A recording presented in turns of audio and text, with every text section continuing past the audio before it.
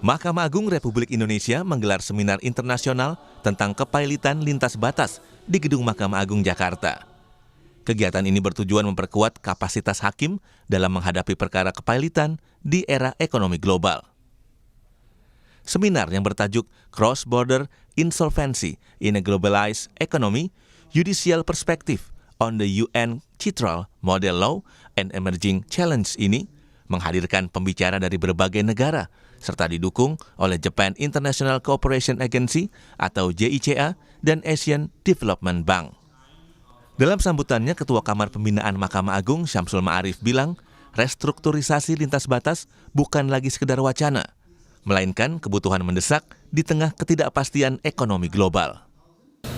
In such environment, insolvency and restructuring cases increasingly involve multiple jurisdictions, foreign creditors, offshore assets, and of course, complex corporate structure.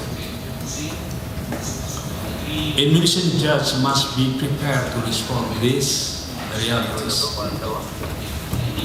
Cross-border restructuring is no longer theoretical.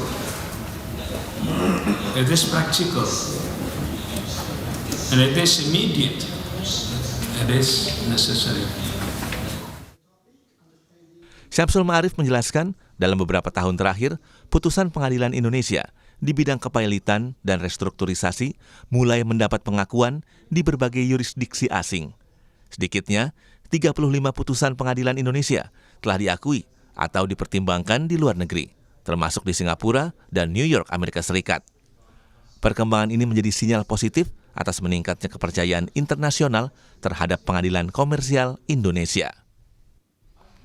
Seminar ini juga membahas pentingnya pemahaman terhadap UN Chitral Model Law sebagai kerangka global dalam penanganan kepailitan lintas batas.